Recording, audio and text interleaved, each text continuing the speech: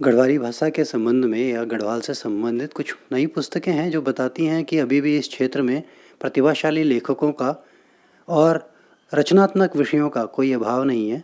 मैं आपको दिखाता हूँ। यहाँ पर आप देख रहे हैं बियॉन्ड द मिस्टी वेल, ये एक फ़ोटो बुक है। Temple tales of Uttarakhand, Bharat Uttarakhand के लगभग सभी महत्वपूर्ण छोटे बड़े मंदिरों का इसमें वर्णन फ़ोटो सहित आया है। इसके साथ आप इसके नीचे देखेंगे यहाँ पर woodwork of Garhwal Himalayas, doctor Richa Kamboj ने लिखी है। ये भी एक नया विषय रहा है गढ़वाल का।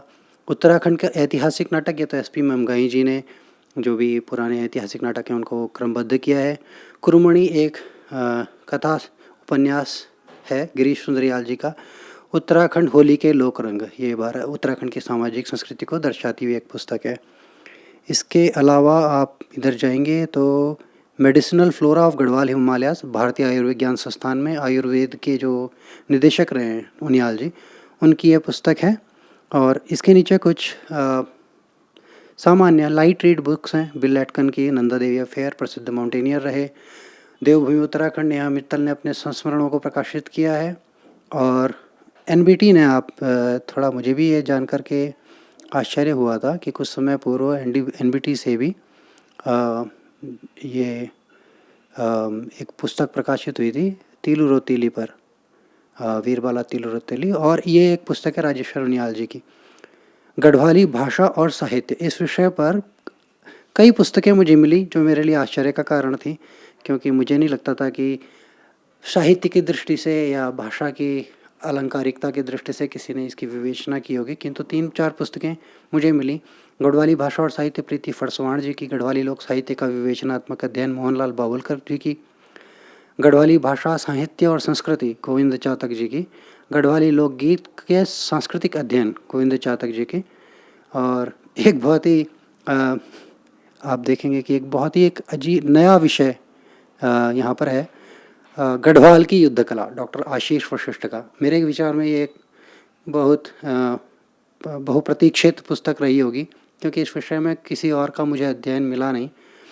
नवनाथ 84 सिद्ध, नाथ संप्रदाय की परंपरा गढ़वाल के संदर्भ में डॉक्टर वीरेंद्र सिंह बड़तवाल जी ने इसको लिपिबद्ध किया है।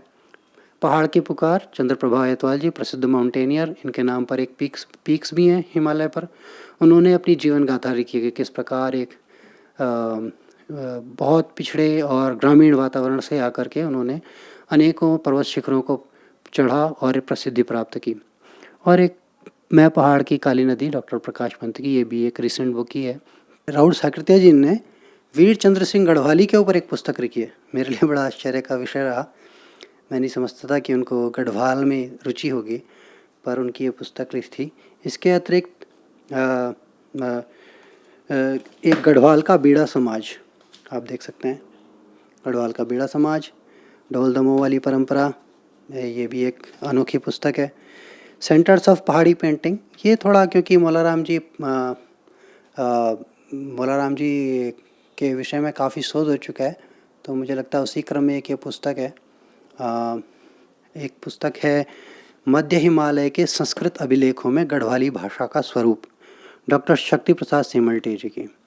तो ये बहुत महत्वपूर्ण विषय है कि संस्कृत अभिलेख जो मध्य हिमालय में पाए जाते हैं उनमें क्या गढ़वाली भाषा किसी रूप में, अपने मूल रूप में या कुछ प्राकृत रूप में उपस्थित हुई है। तो ये भी एक अच्छा अध्ययन है।